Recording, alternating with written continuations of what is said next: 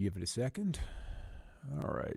We should hit the channels by now. All right, Scott Stevens here with a look at another perspective, our bi-weekly, meaning or twice weekly, show where we kind of talk about things a little out of what is typically my forte, which has been weather, meteorology, climate, and then the other topics that go in with that, which surprisingly can be rather widespread because the weather touches so many things.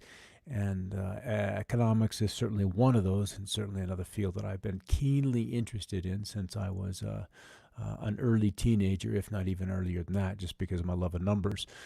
So I kind of want to go in today and start on something that's a little bit different. It was kind of almost a bit of a challenge for me to start with today, and that disaster management, kind of funding a recovery. And I was in the role of central banking and how that either is going to assist temporarily, is it a sugar high, or does it end up becoming a bit of a problem down the road because of what ultimately it costs? It really is. It costs. We think we're getting free money, that $600, that $1,200 check, the weekly benefits. There's a bill that comes due with those kind of things, or maybe it doesn't. Both are truly an option, and I'll be curious to see how we end up tackling this. But the role of central banking in this thing and this disaster management, and then my other part of it is the recovery. What does a recovery look like? A recovery for me would be different than for, say, the governor of Colorado, or for a small businessman, or maybe the CEO of an airline. A recovery would lead you to think that it would be a return to the situation or the circumstances that existed prior to the event happening.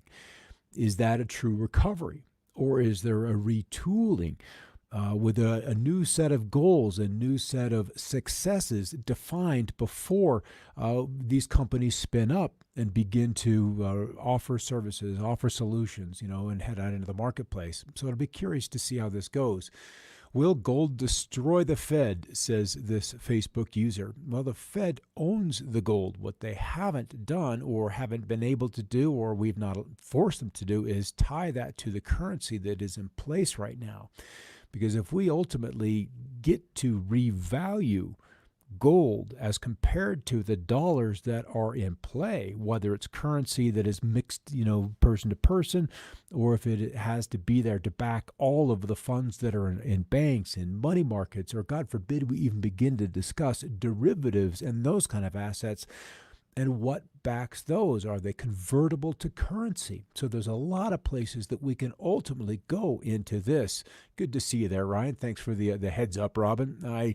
3 screens for me to manage would just be a bit too much.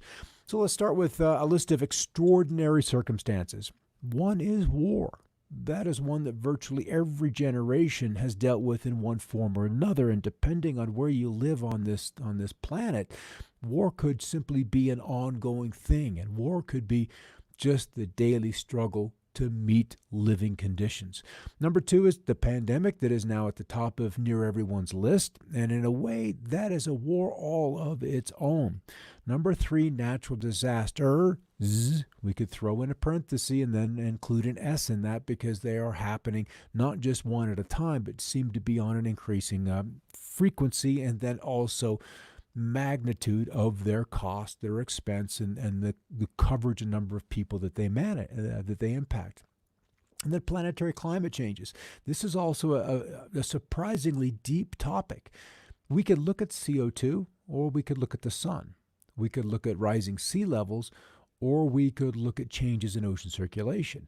We could look at deforestation, or we could look at the CO2 causing the greening of the planet. There's a lot of places that we could deep dive into. Number 4. And then we could look at number 5, man-made calamities. And this probably just out of either hubris or just stupidity, the arrogance of man thinking that we can do this for this amount of time, and then something comes along and says, no, you can't. And then we have to break it down, tear it down, build again. And then food insecurity, which can be and often is a result of all of these lists above. And ultimately, and this is why I had to bring in the central bank, is number 7. That ultimately, if you're going to pay for these, you end up with some kind of a currency impact. And then that currency impacts your citizenry with inflation or your trading partners also with inflation. So, how can any nation pay for a long emergency such as any one of these listed above? I see two options. You tax the citizens or you borrow from the central bank. It's kind of cut and dry. Oh, Chernobyl, yeah, that's kind of a man-made one there, isn't it, Karen? Where you take the hubris too long. And did you happen to see that series on, I believe it was HBO, Chernobyl?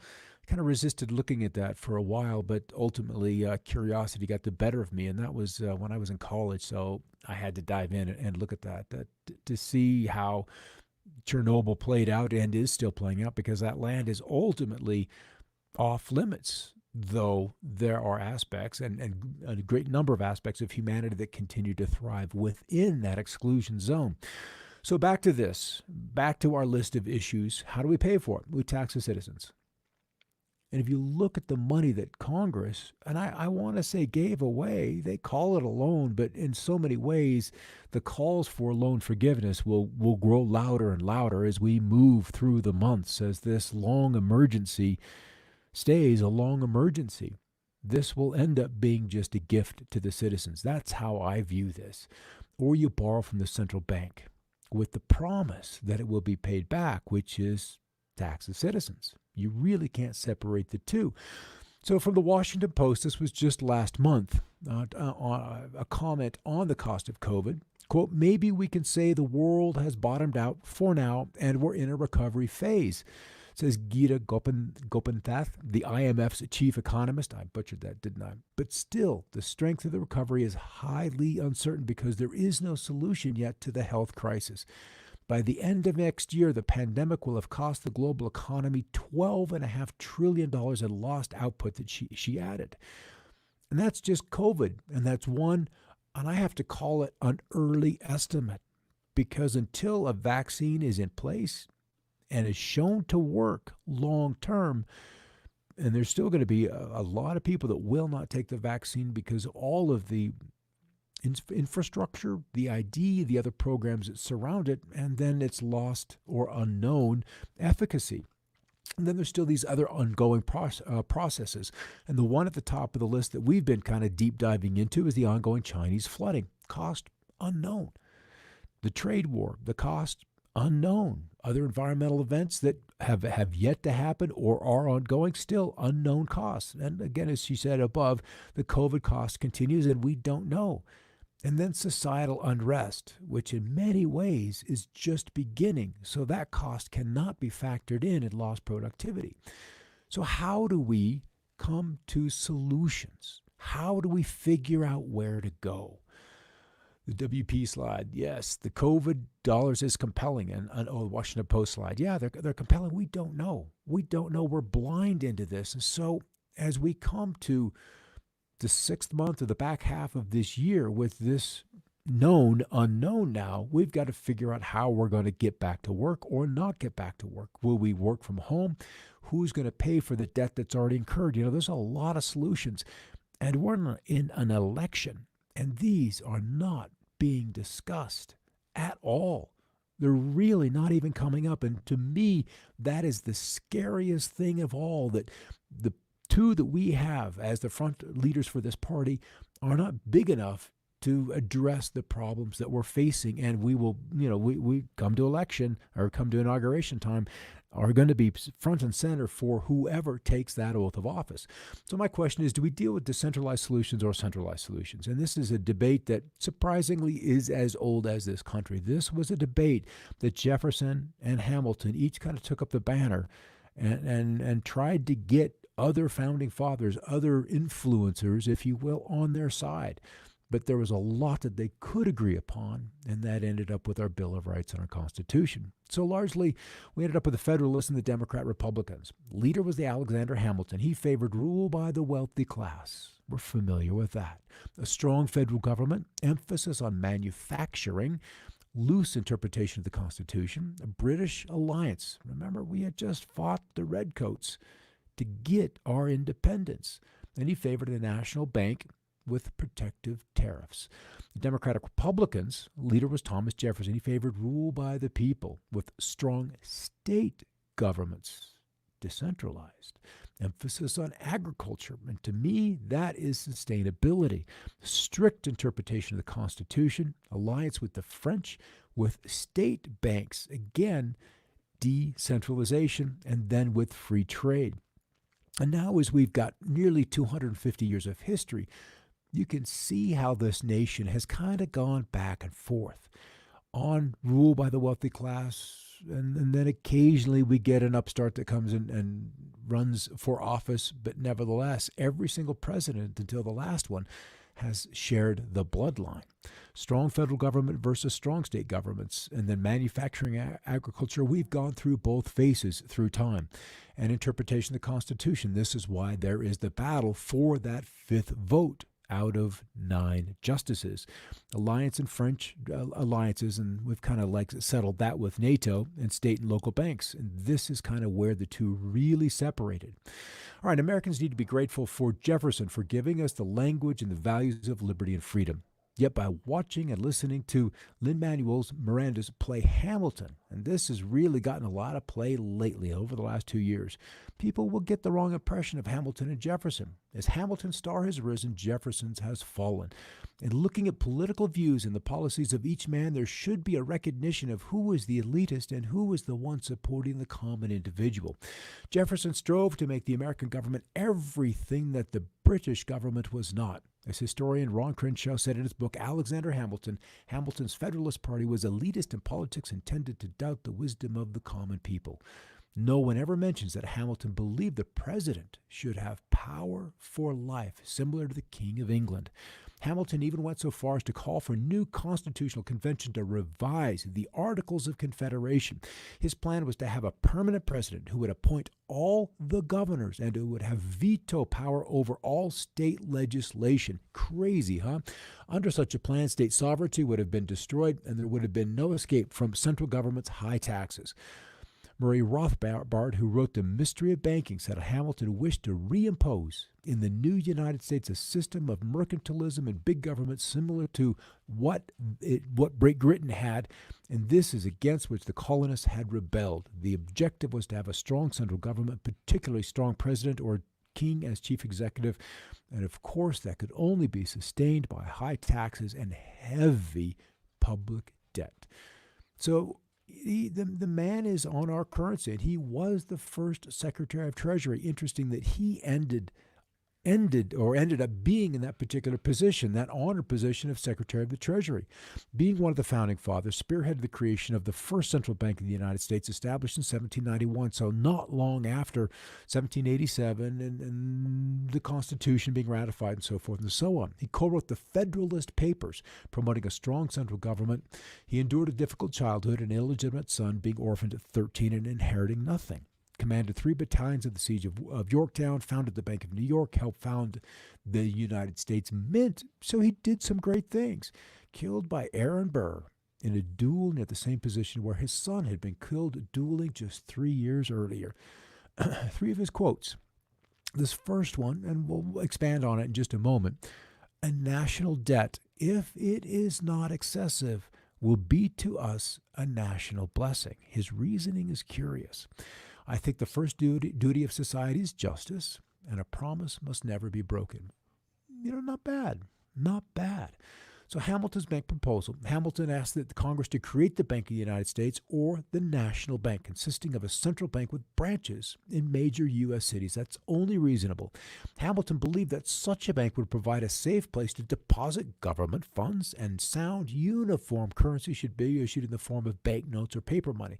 The bank could also make loans to assist the government. So already he was of the ilk where the government would be almost immediately in debt to a bank. And that is a different kind of freedom that you would be letting go of. So a national debt, if not excessive, will be to us a national blessing, and this is the catch. It will be a powerful cement of our union because of our unity and responsibility to the debt that we've already been taken on. All right, or Rothschild sound like let's go up one more. It sounded like he was an agent of Great Britain. Could have been. It could have been. We had just broken away from them. You would think, you would anticipate, you would suppose that their form of government would be exactly the opposite of what we would want to institute here. No monarchy, and certainly no strong centralized power that had the ability to tax colonies 3,000 miles away. So kind of a curious thing. So debt being the cement of our union, and in some ways that has been the purpose of the Federal Reserve, the central bank of the United States. We kind of gave up the national bank. It went through some tough times in and around the War of 1812 and so forth and so on, but we ended up with the Federal Reserve being our central bank. How is money created? It is printed, literally printed by the central bank at this point in time. There was a time when it was backed by dollar or backed by gold and silver, and we've talked about that in earlier weeks. Distributed by the banking system into the economic system by buying dollars from the banks and public, lending money to the banks and lending money to the government. This is the big baby. So then why can't government just print lots of money? And this kind of reverts back to our disasters, centralized or decentralized solutions. More money ends up flowing after few goods, and that ultimately leads to inflation. Inflation reduces the purchasing power of money and can lead to economic and social disruptions if not checked. And then who gets to decide when it is checked or unchecked? And that is a tough call. And usually it's impossible to see that in the moment of time. All right, debt is another 4-letter word. It is, so says Robin. And then, so you're saying all our systemic issues result from central bank modeling. It is possible that how we have set things up to run around that beast means that certain outcomes are impossible. And this is something that needs to be a part of the national discourse. I strongly and firmly believe that that needs to be a point of contention on the debate field. And I just don't know if it will be. I think we'll be worried about very, very superficial issues. All right, back to Jefferson, who was kind of the decentralized dude of the time. He probably would have loved a decentralized currency issued by individual state banks. Thomas Jefferson, I believe that banking institutions are more dangerous to our liberties than standing armies. If the American people ever allow private banks to control the issue of their currency, first by inflation, then by deflation, the banks and corporations will grow up around the banks and will deprive the people of all property until their children wake up homeless on the continents that their forefathers conquered. The issuing power should be taken from the banks and restored to the people to whom it properly belongs. And I believe that ended up in the Constitution as the Congress being the sole power with the ability to issue money. So we've ended up with paper money. When you take out the backing of the currency, of silver, of gold as the medium of exchange and replace it with coupons, then who's to say that you can't go buy a ream of paper and begin to print when it serves the good of those people? So we're really kind of in a sketchy place where paper has brought us to near poverty. All right, so this brings us to COVID, and we have the bailout situation. So whether it was a plandemic or a pandemic, the result potentially is the same. This is the first time that we literally have quarantined the healthy and not just the sick or those that would be at risk or are at risk from infection and therefore a potentially fatal outcome. So this is an example or an experience that we've really truly never gamed out or played out. Maybe the elite have. Maybe it has at some level that they've gamed this out, but that certainly wasn't shared with us. Maybe their plans have been, but not necessarily the outcomes. So when you shut down the economy and you've got tens of millions of people that don't have any more than a few $100s in their banking account, what happens? That economy was shut down in March. This is April, May, June, and now we're 4 months in. We ended up with bailouts, and those happened very, very quickly because there were aircraft literally airborne with just a few seats seated. And this was probably one of the main industries that was at great risk of literal bankruptcy. And they have shed so many aircraft. It's crazy to see Boeing completely shut down the 747 project, just done. British Airways and BOAC all retired their 747s with immediate effect this past week. So that's still happening. All right, the surge in coronavirus cases across U.S. states will come with a big price tag. The next bailout package will need to be at least $1.5 trillion compared with the estimate of $1 trillion before the rise in COVID-19 cases, according to Moody's Analytics chief.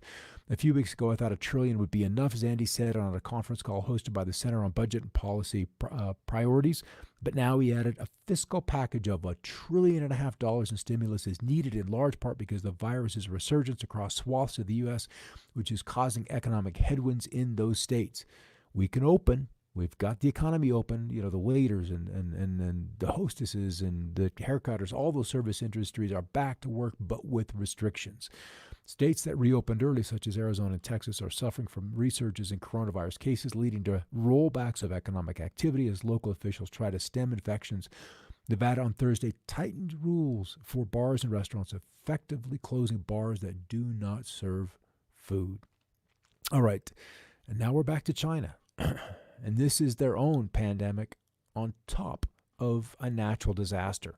One that is still building. This baby's not done yet. The rivers are still rising. They're blowing levees left and right, releasing the pressure on the rivers and the levee system. But what that ends up doing is flooding farmland, homes, ways of livelihood, and the ability for this great nation to feed itself. And this cost has not yet really been calculated in.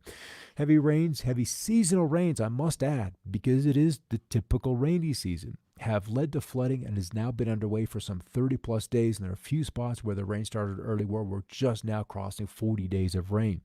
And it is forecast to continue through the remainder of the summer wet season, and other global locations are at risk as well. As we look at the jet stream, we can see spots and why this has happened, and that this is being mirrored in portions of the eastern Mediterranean. That these heavy rains in China are about to blow off and into the Koreas. So there are other spots where this is going to be duplicated. Now, this road in Wuhan is going to have to be fixed, but the commerce, even the to and from work on these kinds of roads simply ends. It ends unless you've got a horse, goat, some way to get back and forth across that. But it is the Hubei and a lot of these other provinces down in this edge of the tropical zone where the heaviest rains have been. And this, my friends, was just up until the first week of July. We've seen the additional rains piling up in these locations. So the models and the forecasts I'm looking at, the heavier rains are moving a little bit farther north, and then it will sweep out across Korea. So I would anticipate Sunday, Monday, Tuesday, we will see these kind of stories and this kind of flooding on this Korean peninsula. And it's so bad, there's so much water, that these bridges have had to be blasted to clear the way, to get the water moving downstream so they don't create these unintended bridges. When you've got these kinds of debris flows just completely filling the channels, then the water has to rise and come out of that. So this is what we're dealing with. Robin, so sad. As much the virus, it is as much a virus as coronavirus, and people don't understand the long-term repercussions. And in so many ways, we don't. I'm of the opinion, informed or not, I don't know yet until it happens, that this is going to end up being something like the chicken pox. That it'll be up to the kids to get it early, to deal with the virus, and potentially then have the antibodies. But if even a virus cannot develop the antibodies, or people that have been positive and recovered fall ill again, then this is a whole nother kind of incident that we don't have an experience with. All right, next one down is, it is the illness or the response to the illness. Oh, is it the illness or the response to the illness that is hurting the economy? It could be both. You start with one, and then the medicine is bitter. It doesn't go down, and maybe it doesn't do what you would like to do. I vote for the response. Yeah, the response to the illness. And then both, yep, I agree with you. And then prayers for China. This is going to be incredible to see how China deals with this. They know the cosmic reason, the cosmic scheme of things. Why did this happen to China right now? What were they planning? What card needed to be played to keep China focused at home? instead of maybe being, a little military adventurous, across the world.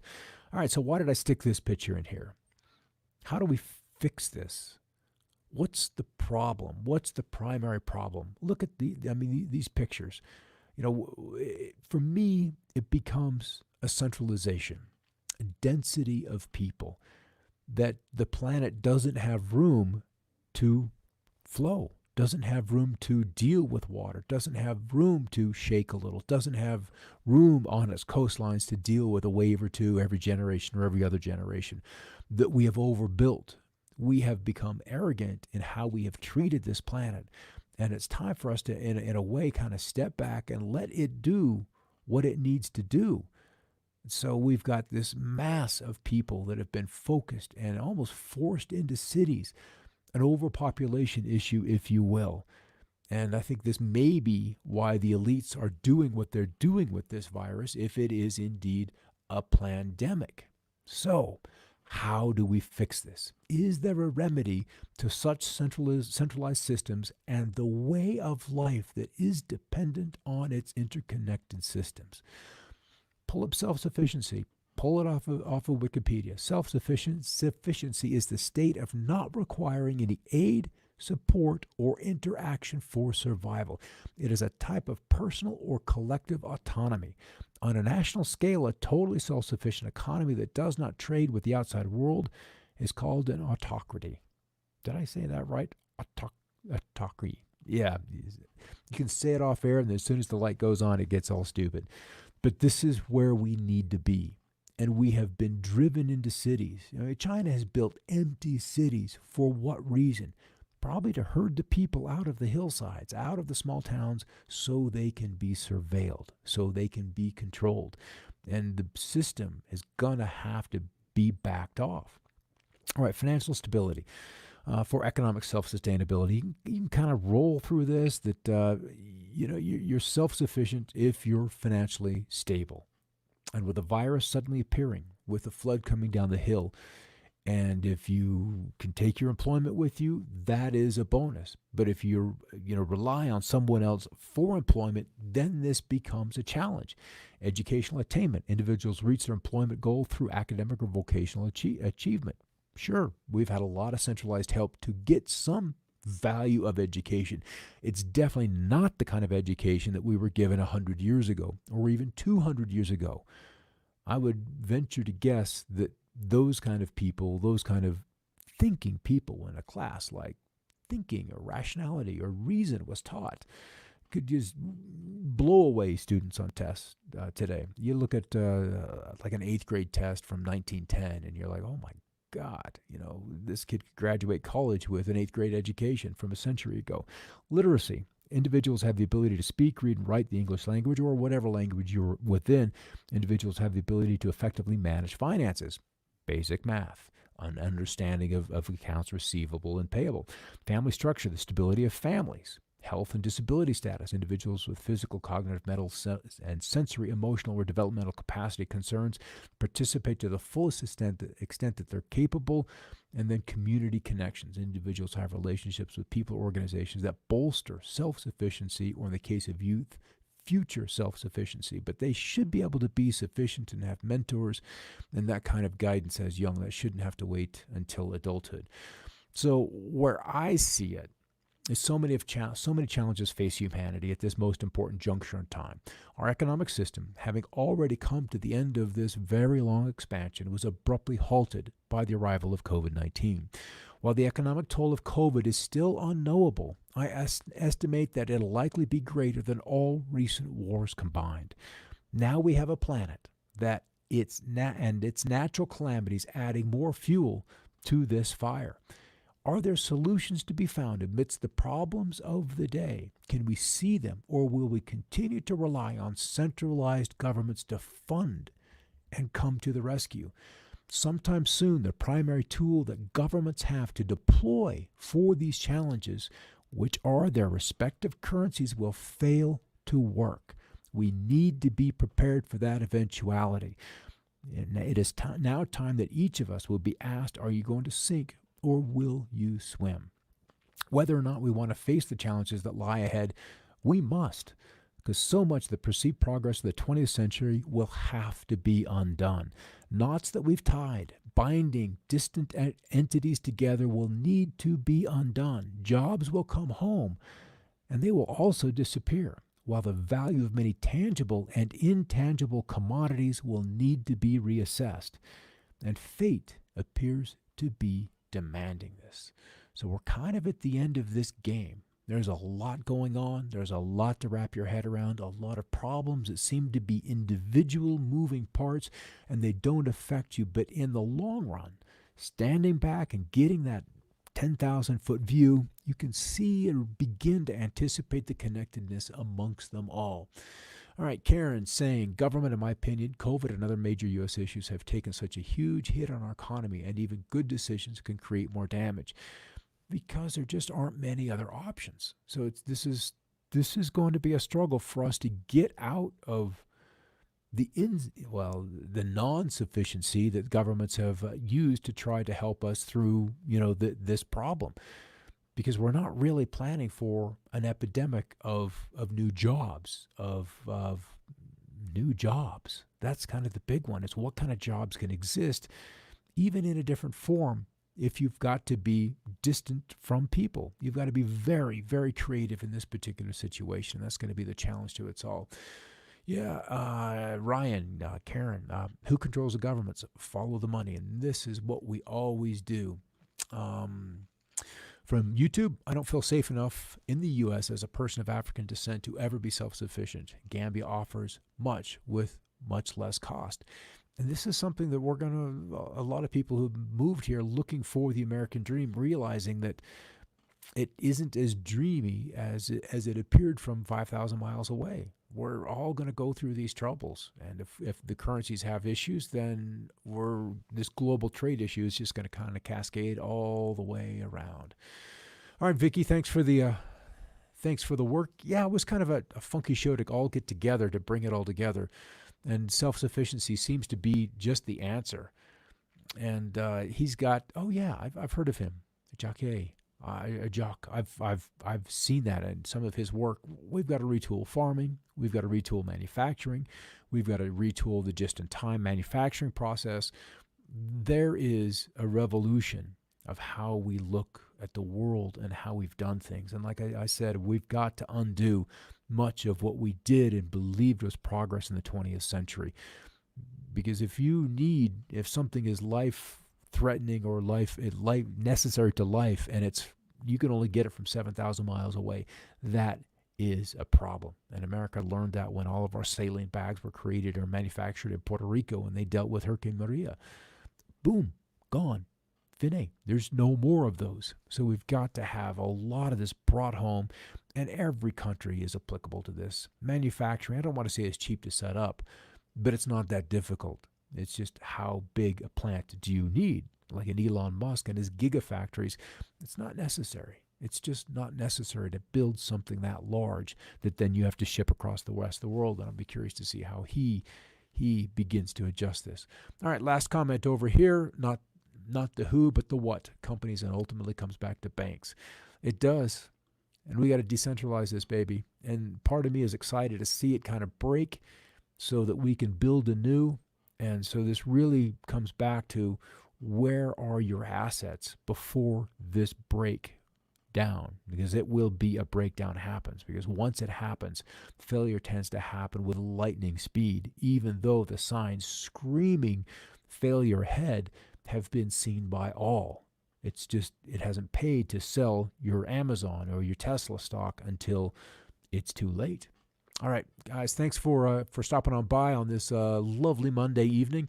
I'll catch you on Wednesday with another look. I'm not quite sure what we're going to talk about. I'd said earlier we'd talk about victimhood, and that can be kind of a dicey topic, especially in today's world. But there's just a lot of kind of crazy and interesting ways to look at that. And then also, again, to take responsibility back for things that happen to you. And most of that all happens in here.